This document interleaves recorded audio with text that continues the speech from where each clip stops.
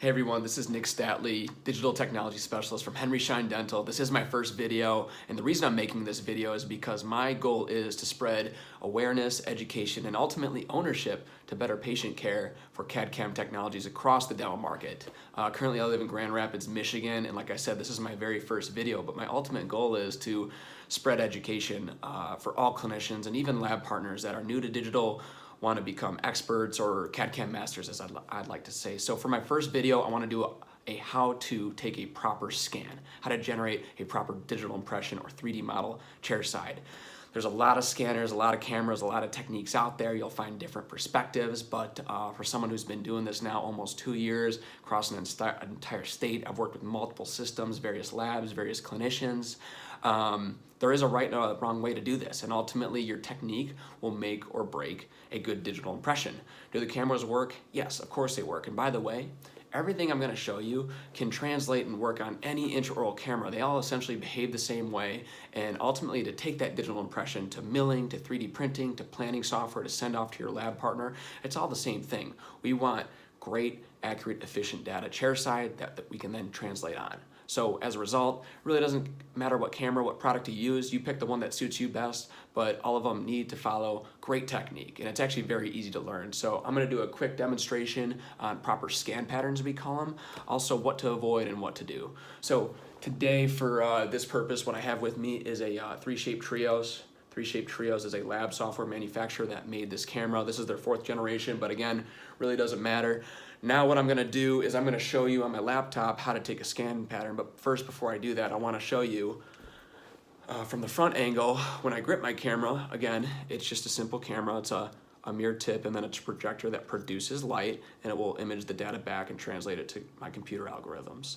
What I'm gonna do is I'm always gonna start is on an easy to grab surface, and I usually recommend the occlusal table. It really depends on the patient, how much dentition you have, but essentially the scan pattern, whether it's a quadrant, whether it's a couple mesial and distal neighbors for a simple crown, or if we're doing a full arch, right, for like a sleep appliance, a surgical guide, or a clear liner, whatever it is, I usually want to start and do an occlusal pass first, and then rock 45 to 60 degrees, buccal or lingual. Let's say I choose lingual first, then come all the way around lingual, and then rock all the way over to the buccal side, again, 45 to 60 degrees, and come all the way back. I want to turn off my camera, and then I want to evaluate, I want to analyze my data that I captured, my 3D model. People are calling it digital impression, same thing, but the pre-optimized or pre-processed model. What I want to look is there any touch-ups, any places that I need to go back and take more scan data. All right, so again, what I'm going to do here is occlusal, lingual, and then buccal, just like that, and then I'm going to evaluate and analyze.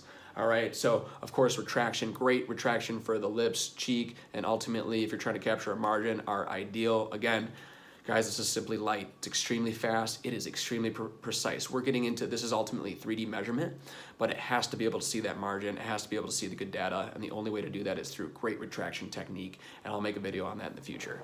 So for right now, to wrap things up, to show you guys how to do this, I'm going to tilt my camera here. It looks like the laptop's a little bit bright, but let me see if I can adjust the setting. Perfect. So right here, just like every other scan pattern, I'm just going to follow a simple lower, upper occlusion. Generally what you're going to do is active arch, opposing arch, and then take the occlusion, especially if it's just a crown case. So here we go.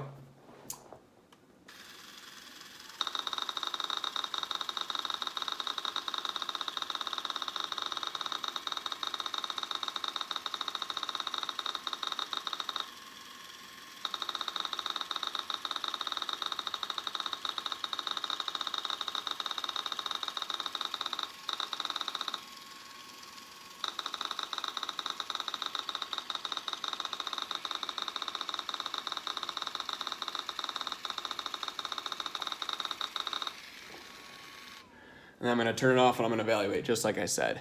So hopefully you can see that all right. But yeah, in 31 seconds, I captured 429 3D images. Guys, this is not a race. I actually always recommend slow down to speed up, keep things nice and simple. As you can kind of see, I'm just taking my time. There's really no rush. Most digital impression systems now are driven by AI technology. We're pretty much coining the term smart scanning, where the software is going to do a lot of the work for you. It's really helping us cut down the learning curve. But as you'll see, before my full 3D model loaded, there were some holes and it just filled those in. You can change your settings, but let's just say really quickly, if I wanted to go And as you can see, this is a pre-processed model. If I needed to trim something on the lingual here, I can trim it, click done. But now what I want to do is, because there is such a thing as what we call overscanning, I don't need to go all the way over here where I have great filled in data. You can see right here there's no holes. All I'm going to do is just simply turn on the camera, go to a spot where I have already built some 3D images so the scanner can recognize itself in space, and then I'm just going to tilt it to grab this really quick. So ultimately, this is what a digital retake looks like.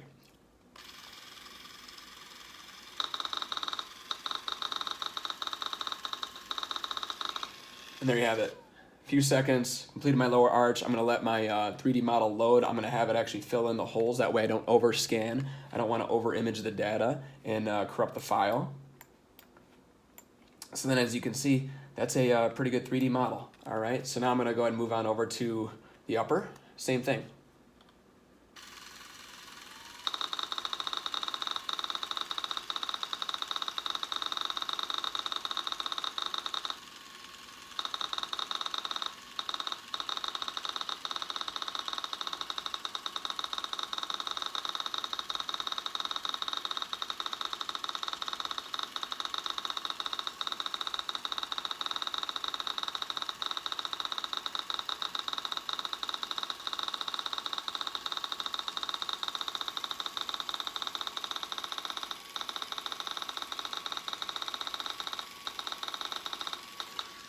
And then I'm just gonna jump out of the mouth and go back to my occlusal table right over here.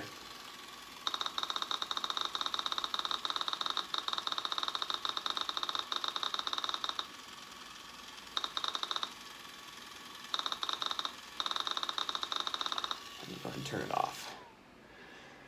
All right, now I'm gonna let the 3D model load again. I'm gonna let the holes fill in, let it touch up, and again in 55 seconds I created just over 600 3D images. We're gonna wait, and there you have it. There's my full arch 3D model. And again, feel free, again, based on the indication, go ahead and image the palette. These scanners will pick it up. And I have my green check mark, so I'm good to go. Finally, let's go get the occlusion, and then we'll call it good.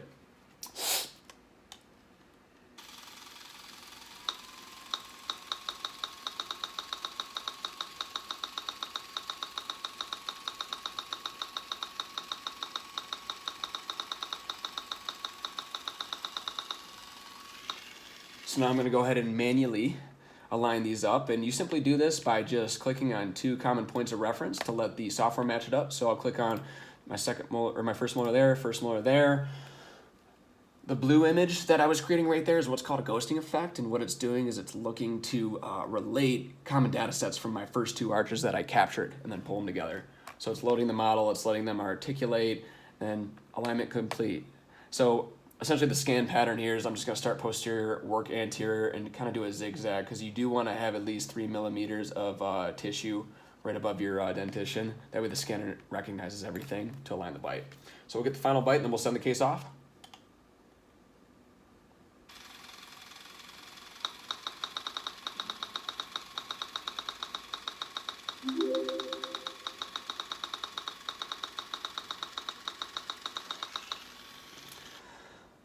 Then on that one, I just wanted to demonstrate a automatic bite alignment.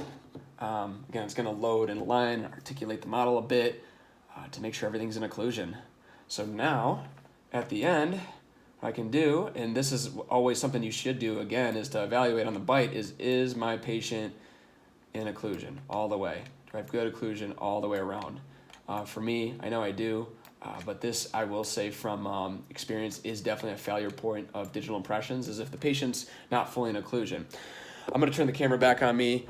The quickest trick to eliminate this issue from being a problem for you guys is if you're sitting, somewhere between 11 o'clock, 12 o'clock, and 1 o'clock from the patient, and I'm scanning, looking at my screen, right, sitting where I usually am, just go ahead and take your non-dominant hand and hold their chin together, right? Because that's just going to go ahead and just really put it in. I've used that trick now for over a year. It's never failed me, especially after learning the hard way, having to call the patient to come back. But use that trick to your advantage. So again, to recap, this is digital impressioning 101.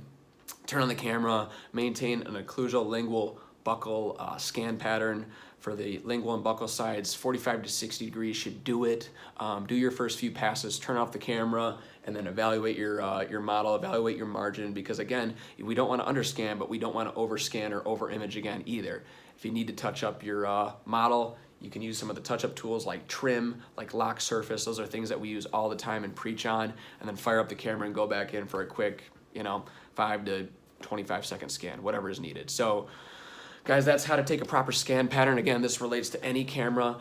If you like this information, if you want more of it, go ahead and drop a comment here in the box, like the video, even subscribe to my channel. Again, this is my first video, so I don't have a whole lot of content yet, but my plan for 2020 is to generate content on a daily basis via mainly video to, again, spread awareness, education, and ownership of CAD/CAM technologies for the dental market. So again, my name is Nick Statley. I'm a digital technology specialist for Henry Schein Dental, and I will see you soon.